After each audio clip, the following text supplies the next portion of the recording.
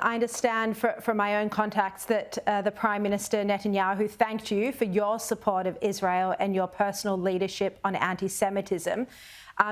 In your answer to me before, you used the word rebuild, that you indicated to Netanyahu that if a coalition team was in government, you would rebuild the relationship between Israel and Australia.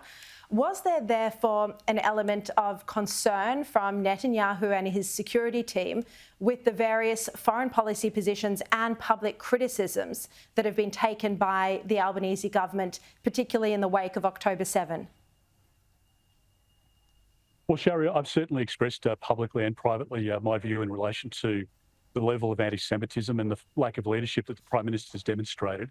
I think most Australians recognise that now. It was a time for the Prime Minister to stand up when that unruly mob stepped onto the forecourt in Sydney at the Opera House.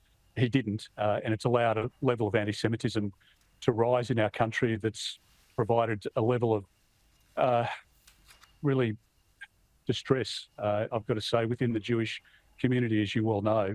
So I've spoken publicly and privately about that. The level of anti-Semitism that we're seeing in our country has not been evidenced in our country's history. And in fact, it's very confronting to me that when you speak to Holocaust survivors or the descendants, they are very clear in their advice that, frankly, they're thinking about coming back to Israel because they think it would be safer than staying in Australia. People have lived in peace and harmony since 1945, and for the first time in 2024, they feel unsecure in our country, and there's a reason for that.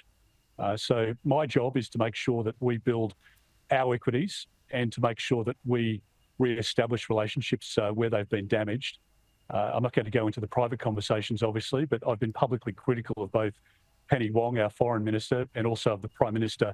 I think they have demonstrated a lack of leadership, and I think we should have a zero tolerance for anti-Semitism in Australia. That's been a consistent message from the coalition since October 7, and we won't be deviating from that path. I understand that there was a sense out of your discussions that these threats that we're seeing aren't just a threat to Israel, but a civilizational battle that's raging in the West as well. Was that a theme, not just with your discussion with Netanyahu, but also with the Israeli President Isaac Herzog? Well, it's certainly a broader theme, and I think it's a very valid one. I think in the West we need to realise that our civilization as we know it, our democracy, our rule of law, the adherence to international law, all of that is under threat. And it is a time for Australia to reassess where we are in the world, to make sure that we align ourselves more significantly with our partners. The AUKUS deal with the United States and the United Kingdom was integral to us forming a stronger alliance with those two countries, but so too when the coalition government was in power, we were able to bring together the Quad with Japan and India, as well as the United States. All of those relationships are vital, but so too is the relationship with Israel. They're our closest ally in the Middle East, and as I say, they've been a force for good in terms of providing support to our interests in the Middle East over the course of the last couple of decades, and we shouldn't neglect that. We should never forget it. What sense of determination did you get from Netanyahu and his team about the urgency of securing the release of the hostages and also the need to eliminate Hamas? Well, Sharri, it's a great question. I mean, as we know, there are still 115 people who are held in captivity, who are buried away in tunnels. We don't know how many are alive, how many are dead, what brutality they've experienced at the hands of these terrorists, and the barbaric acts we saw when we visited the kibbutz and the Nova Music Festival site yesterday. They're horrific scenes. Young people who are butchered. We've seen the videos, the body cam footage of some of the terrorists that was recovered, hunting people down in the streets, going in, murdering children and women, abducting people and taking them back as hostages. So I have to say, as you would expect from the President down, the Prime Minister down here, they are absolutely determined to make sure that they can keep the people of Israel safe and secure, to make sure that there's not a reoccurrence of what we saw on October 7. And they have the capacity to do that. Prime Minister Netanyahu, as you know, has been an experienced hand, and I think it's valued here in Israel in terms of making sure that they can meet the threats and stare down the threats that are existential to people here. When we hear the chants of river to the sea, that this is where I'm standing, and they want to drive people from their homes here literally into the sea, off the map. And so you can understand why they take so seriously the issue of safety and security here. Look, we're showing people at home at the moment footage of you visiting the site of the Nova Music Festival. What was that like for you, Peter Dutton, going to that site of the massacre where so many people were just killed in cold blood? Well, it was, to say it was confronting is just an understatement. We'd watched the classified videos before, as I said, and it showed literally the killing of these innocent young people at the festival, but elsewhere in the attack as well. So to have that image in your mind as you go there and physically walk the ground, there's just nowhere to hide. It's flat ground. You've got thousands of people shouting and chanting and firing shots. They were particularly well armed, as we know, and people were just mowed down. They were trying to escape into their cars, and the footage of them being shot as they were approaching checkpoints that Hamas had set up. It was graphic. It was horrific, and to see the faces of those young people on the signs, it's the face of innocence. These people don't have a political axe to grind. In fact, many of them are younger people, probably left-leaning, very sympathetic to the Palestinian cause, would have been, in the case of those involved in some of the kibbutz activities, providing support, financial support to some people in the Palestinian territory as well. So it doesn't make any sense, but most acts of barbaric, dehumanised conduct from terrorist groups, they don't make sense. We saw it, and we still see it today with IS, and we've seen it over a long period of time, the senseless attacks on men and women, on people of Islamic faith as well, who were slaughtered by Hamas. It's a terrible, terrible circumstance, and we hope that the people who are being held captive can be returned home soon, and that there can be a ceasefire following that. Yeah, absolutely.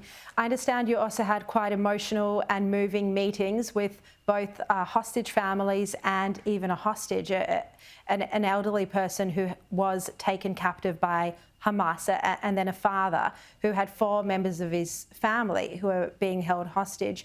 What were those meetings like for you? Speaking to those people who are actually dealing with the reality of not knowing if they're ever going to see their family members again. Well, again, it was raw emotion, and you could see the pain in their eyes. The elderly lady that we spoke to had been released, but she obviously had gone through an unbelievable experience that I didn't ask her to share, and I don't want the graphic details. I could see the pain that she'd been through as she was speaking about the initial attack. And when you look at the father and you see the father holding up the photos of loved ones that he just wants back. These are innocent people. As I say, they're not soldiers. They're not political players. They're not people who are anything other than young people enjoying their lives, and that they're still held captive, particularly for the young girls, not knowing what sort of brutalisation takes place. But that's the reality of their life. It's incomprehensible as a parent, and I really felt for them during our discussions, and it was a very moving exchange, as you say. Look, you've been in Israel about 3 days now. You've had many high-level meetings and meeting with local community leaders as well. Has there been a sense of concern and confusion about where the Israel-Australia relationship has been over the past 9.5 months? Well, I'll just talk generally, because obviously we've spoken with a lot of people, and there are a lot of friends here of Australia. There are a lot of Australians that we've run into here as well, who are living in Israel or visiting friends. Just at a restaurant last night, a couple of people stopped. I was out walking this morning and stopped by an individual, and others that we've spoken to. There is a bewilderment, to be honest, about the government's approach. I think people really have been quite shocked about the departure from the position that Australia has long held, the activity at the UN by Penny Wong, and the statements of restraint when Hamas was still holding people captive and the attack was still underway. I mean, it's quite remarkable in the circumstances that the government has taken that decision for their own crass domestic political purposes. And that's a decision that they need to live with, because I believe the relationship is too important and too necessary to be playing politics with. And that's why I say, and I'm very definite about this, that from day one in government, we will make sure that we prioritise the rebuilding of this relationship, because it's in Australia's long-term interests. We don't know when we'll need to rely on Israel again, but we want to be a friend that's not fair weather, a friend that's there in all seasons, and that's as it should be. Mr. Dutton, I understand from my own contacts that Australia's anti-Israel media coverage and even the impartiality of the taxpayer-funded ABC was raised during your meeting with Netanyahu and Ron Dermer. I understand that Ron Dermer spoke about his own experience of being interviewed on the 7:30 report. He saw that as a hostile interview. Did you find it extraordinary that the taxpayer-funded ABC was called into question at the highest levels of the Israeli government? Well, Sharri, I had watched Ron's interview on the ABC.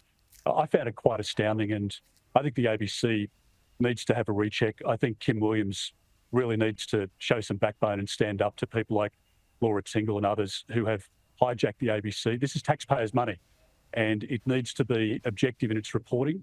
Clearly it's not, and the inherent bias now, the cultural bias within the ABC, is the reason that their numbers are plummeting, and most Australians find it a distraction from their daily lives and their own views, instead of being the informative news source that it has been for all of us over a long period of time. So I thought Ron did an exceptional job in that interview and pushing back. In fact, I'd encourage him to do more. But I think, yes, I mean, I think there's people who really have been quite amazed by some of the reporting, particularly the ABC, and that's been expressed to us by different people on this visit. Yeah, all right. Peter Dutton, thank you very much, not just for joining us with this exclusive interview from Israel, but also for making this trip, for bearing witness to the atrocities that have taken place, that have killed so many Jewish people, the largest loss of life in a single day since the Holocaust. It's the trip the Prime Minister should have made, like most other Western leaders did make that trip in the wake of October 7. And thank you for going there and making the trip. Thank you very much, Sharri. Take care. I appreciate it. Thank you.